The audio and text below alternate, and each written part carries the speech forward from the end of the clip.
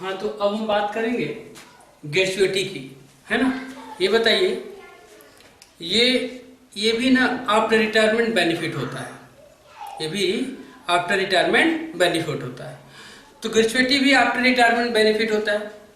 तो ग्रेचुइटी होती है आफ्टर रिटायरमेंट बेनिफिट, यानी रिटायरमेंट होने के बाद एम्प्लॉय को जो पैसे मिलते हैं उसे हम रिटायर बेनिफिट कहते हैं, रिटायरमेंट बेनिफिट कहते हैं। तो आप किसी के वहाँ सेवा किए हैं, कार्य किए हैं, वर्क किए हैं, जैसे आपकी ईयर्स कंप्लीट हो जाता है, आप रिटायर होने लगते हैं, तो रिटायर होने के बाद एम्प्लॉयर के द्वारा एम्प्लॉय को ये दिया जाता है ग्रेचुइटी। जनरली प्राइवेट और गवर्नमेंट दोनों में दिया जाता है, इसके भी सर्कमस्टेंसेस होते हैं, ध्यान से सुने। तो ये ग्रेचुइटी जो है क्या है, आफ्टर रिटायरमेंट बेनिफिट है। क्या है? आफ्टर रिटायरमेंट बेनिफिट है।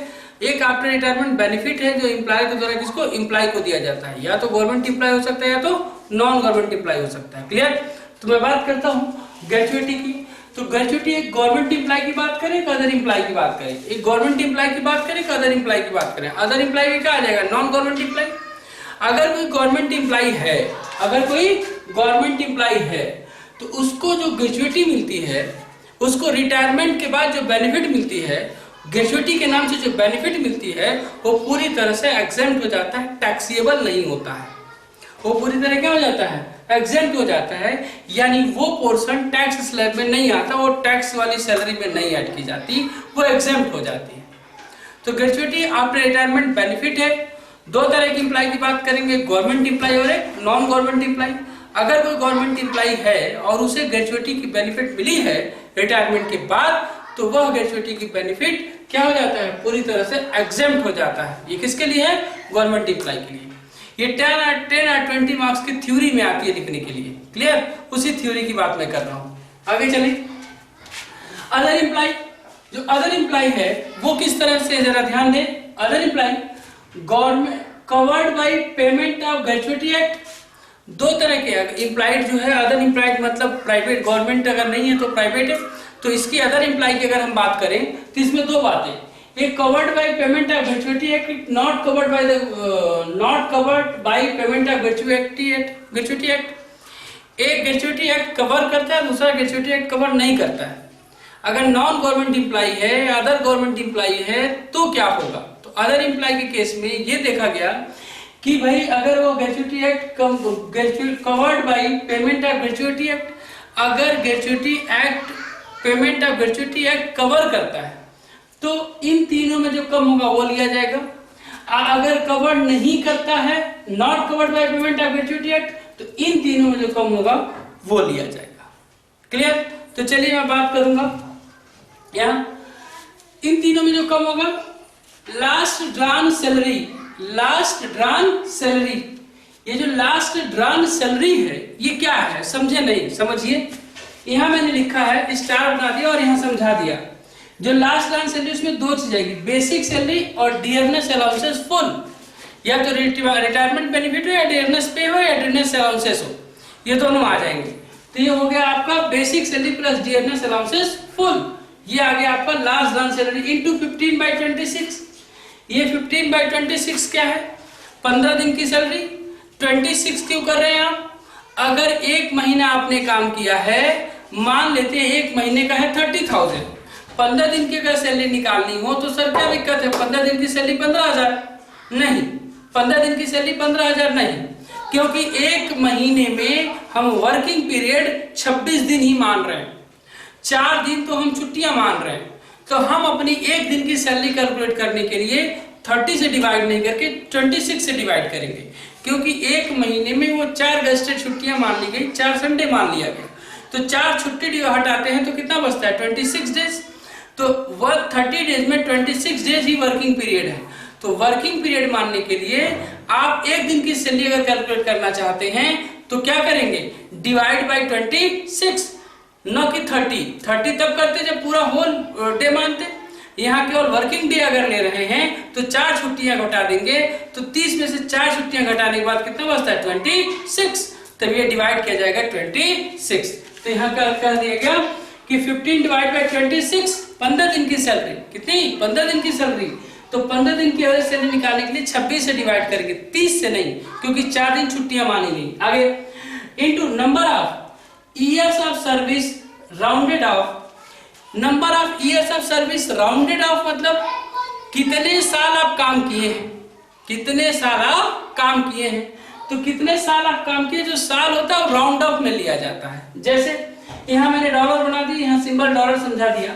मान लीजिए 20 साल 6 महीने 1 दिन होता है, तो 20 साल 6 महीने 1 दिन नहीं लिखेंगे उसको, 20 साल 6 महीने 1 दिन को हम 21 साल में राउंड ऑफ कर देंगे। 6 महीने से अधिक है तो पूरे साल में कन्वर्ट कर देंगे। तो 20 साल 6 महीने ना, 20 साल 6 महीना 1 दिन नहीं बोलेंगे, उसको 21 साल बोल देंगे, यानी इसको राउंड ऑफ में कर देंगे। उसको दिनों में नहीं दिखाते, उसको ईयर्स में दिखाते हैं। क्लियर, राउंडेड ऑफ कर देंगे। आगे बोले तो list of drawn salary, last drawn salary, जो लास्ट ड्रॉन किया है वो लास्ट ड्रॉन क्या है मैं समझा दिया कि लास्ट ड्रॉन में basic salary plus DNS allowances. 15/26, 15/26 इसलिए करते हैं क्योंकि एक महीने में 26 दिन ही वर्किंग पीरियड लेते हैं, 4 दिन घर से छुट्टियां ले लेते हैं। Into number of year of service rounded off, rounded off का मतलब मैंने समझा दिया। दूसरा है ₹10 लाख और तीसरा amount actually receive, amount actually receive है। इन तीनों में जो कम होगा ना उसे ही एग्जेम्प्ट हो जाएगा। मान लीजिए 12,000 मिलता है, 12 लाख मिलता है, तो इन तीनों में कम कौन है, 10 लाख। एक्चुअली 12 लाख मिल जाता है, इन तीनों में कम कौन है, 12 लाख, 10 लाख। तो बताइए कितना एग्जेम्प्ट हो जाएगा, 10 लाख, और टैक्सेबल कितना हो जाएगा, 2 लाख।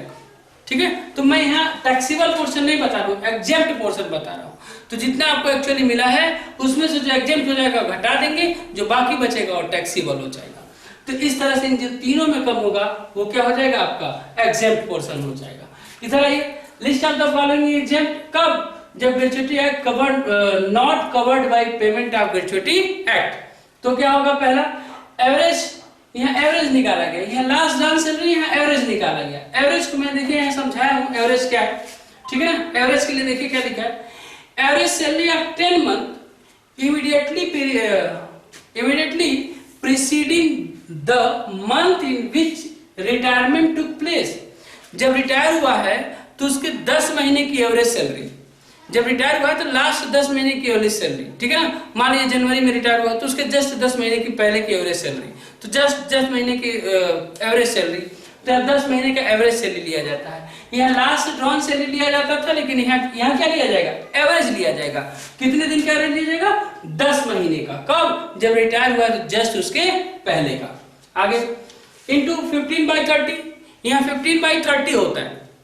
यहाँ एक दिन की सैलरी निकालने के लिए एक महीने में 30 दिन हम लेके चलते हैं, वर्किंग पीरियड 30 मानते हैं, 26 नहीं मानते। तो 15/30 into number of completed year of service, into number of completed year of service, आप कितने दिन काम किए हैं, कितना दिन सर्विस किए हैं, ठीक है। दूसरा है ₹10 लाख और तीसरा है अमाउंट एक्चुअली रिसीव्ड, तीसरा है अमाउंट एक्चुअली रिसीव्ड। तभी अमाउंट एक्चुअली रिसीव्ड, इन तीनों में जो कम हो जाता है उसे हम ले लेते हैं। क्लियर है, तो ये मैंने बात बताई बोर्ड पर, तो सीधा सीधा एक बार ग्रेच्युटी को फिर से बता देता हूँ। ग्रेच्युटी क्या है, यह एक आफ्टर रिटायरमेंट बेनिफिट है, एक आफ्टर रिटायरमेंट बेनिफिट है, एम्प्लॉय के द्वारा एम्प्लॉय को दिया जाता है। जब कोई बंदा रिटायर होता है तो रिटायर होने के बाद आप देखे होंगे उसे बेनिफिट, एक अमाउंट, हैवी अमाउंट मिलती है। जो अमाउंट मिलती है उसे ही हम क्या कह देते हैं, ग्रेच्युटी कह देते हैं। बेसिकली सर्विस के बाद तो उसको सैलरी मिलती ही रहती है। After retirement of service, service जैसे वो छोड़ देता है तो उसके बाद उसे कुछ पैसे मिलते हैं, इकट्ठा करके मिलता है, एक्युमुलेट करके मिलता है। वो जो पैसा मिलता है उसे हम ग्रेच्युटी कहते हैं। तो ग्रेच्युटी की बात करें तो दो तरह का है, गवर्नमेंट एम्प्लॉय, एक अदर एम्प्लॉय। गवर्नमेंट एम्प्लॉय की बात करेंगे तो उसको जितना भी इस तरह की बेनिफिट मिलती है ना, ग्रेच्युटी मिलती है ना रिटायर के बाद, वो पूरी तरह से एग्जेम्प्ट हो जाता है, यानी उस पर टैक्स चार्ज नहीं होता है। लेकिन अगर वो अदर में आता है तो देखेंगे कि यह रेंट कंट्रोल, ये gratuity payment control act cover करता है या नहीं करता है। अगर वो कंट्रोल करता है, एक्ट कवर करता है तो क्या करेंगे, नहीं करता है तो क्या करेंगे। अगर रेंट कंट्रोल एक्ट कवर करता है, gratuity covered by payment of gratuity act, अगर ये कवर करता है तो इन तीनों में जो कम होगा, नहीं कवर करता है तो इन तीनों में जो कम होगा उसको हम एग्जेम्प्ट मानते हैं। तो हम टैक्सेबल पोर्शन नहीं, कौन सा पोर्शन निकालना है, एग्जेम्प्ट पोर्शन निकाल रहे हैं, ठीक है। आज जो बाकी बचता है, जो टोटल में से एग्जेम्प्ट हो जाएगा उसको छोड़ देंगे, जो बचेगा वो टैक्सेबल हो जाएगा, ठीक है ना। ये मैं 20 या 10 मार्क्स की थ्योरी आती है आपकी, उसी के लिए डिस्कस कर रहा हूँ, ठीक है ना। ये हो गया आपका ग्रेच्युटी, पक्का। तो ये हो गया ग्रेच्युटी। अब मैं इस ग्रेच्युटी को कॉपी कर लीजिए। सर यहाँ 2 सिंबल आपने लगाया था, क्या है यहाँ, यहाँ 2 हैश लगाया था, ठीक है। इसको अभी मैं डिस्कस कर लूंगा ये 2 हैश क्यों लगाया है, अभी इजी आप समझ लीजिए इतना। क्लियर? आगे बता दो। इसके पहले जब मैंने लीव सैलरी की बात किया था तो मैं बोला था कि अगर डिजीज्ड एम्प्लॉय का अगर कोई लीगल हायर को मिल जाता है वो पैसा, तो क्या हो जाता था, एग्जेप्ट हो जाता था। लेकिन यहाँ ऐसा नहीं है।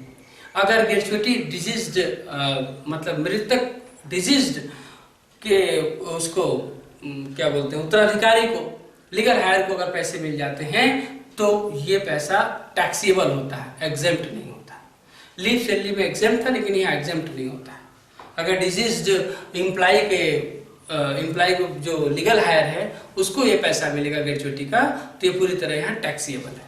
पक्का ना? चलिए, तो ये हो गया आपकी ग्रेच्युटी की पोर्शन। हमें नहीं लगता इसमें ज्यादा कोई प्रॉब्लम आई होगी। क्लियर है? बिल्कुल इजी है ग्रेच्युटी। ग्रेच्युटी क्या समझा दिया, दोनों एम्प्लॉय की बात बता दी, दोनों टर्म्स कंडीशन मैंने समझा दिया। क्लियर है? बस ठीक है, इसको कंप्लीट करिए फिर हम देखते हैं।